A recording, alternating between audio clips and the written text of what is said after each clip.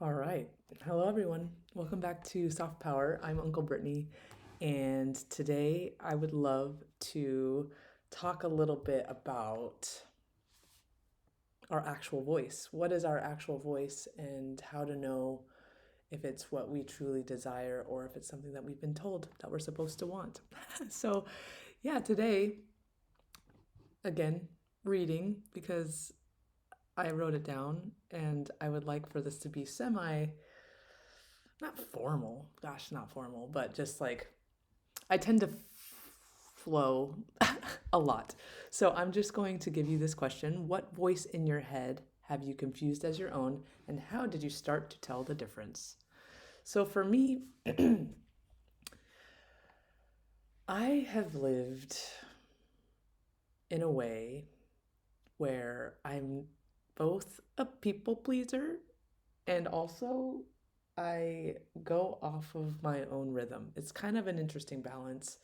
Growing up, I was definitely the teacher's pet, rule follower person, but at the same time, I would wear whatever I wanted. I was constantly acting out of my own uniqueness and expression while everyone else was doing something different. And so for me, it's definitely been something that I've been honing since I was a little Brittany, just a teeny tiny little Brittany.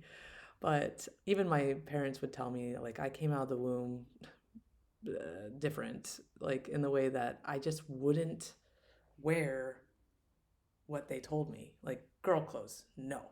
And again, my twin sister, she was totally fine with it. So it's like, what's different? If we're genetically the same, like, why is there something within me that doesn't want to fit in? And I still question that. And I think we can expand on that over time. It goes a little bit more into, I guess, soul level, like, what is my soul versus hers? Because it doesn't make a lot of sense when you really think about it. Anyway, for me,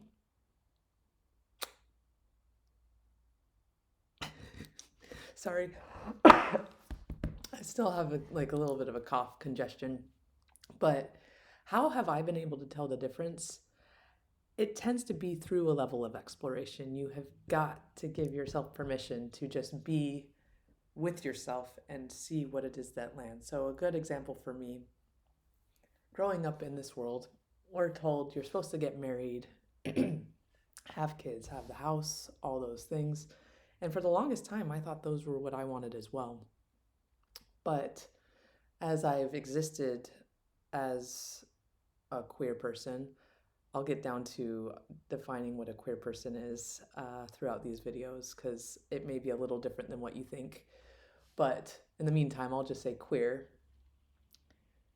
I have not been able to fit in that box because I just don't feel like I need a relationship for a relationship purpose. I'm very in the camp of if this person doesn't elevate me, then what's the point? And also through that, it's like, what is monogamy? What is open relationships? What's all that? And I have found myself to be a monogamous person my whole life almost, but have had some experiences that help me recognize that, oh, there's different ways of loving. It's just not portrayed in media or through conversations with friends. And so asking those questions and being like, okay, what version am I? And sometimes you do match the status quo. Sometimes it's like, yeah, no, I'm just monogamous and I appreciate this. It gives me comfort and that's great.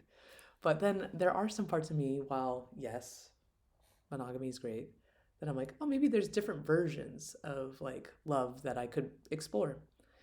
And so that is one of many examples of places or areas in my life that I have questioned and just given myself permission to explore a little bit more.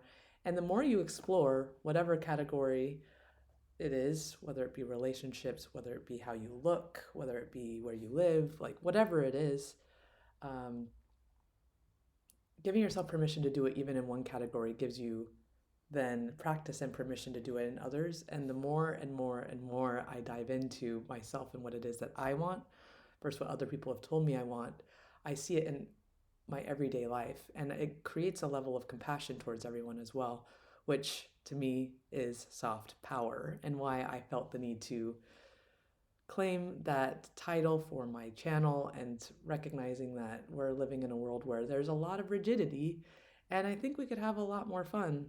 Like, I think so, at least. So that is my example. I want to keep these as short as possible for now.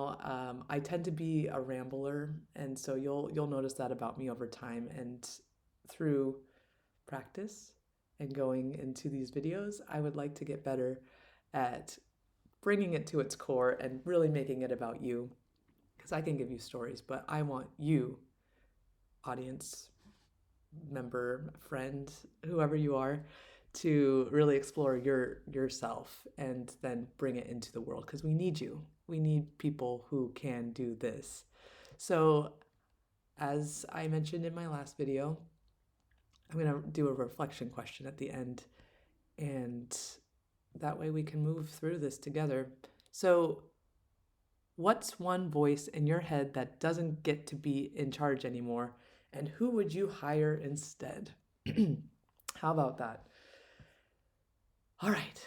So with that, I think I brought down the rambling just a little bit. And again, this is practice. And I do encourage any of you to also create your own YouTube channel. Put it out there. Challenge yourself. Do something different, because we need more empathetic and honest, authentic voices. So if anything I can do here is inspire you to also step out of your comfort zone, because this is not easy. Also, be kind to YouTubers, because they deserve it. It's vulnerable. Okay, so now I'm doing my plug.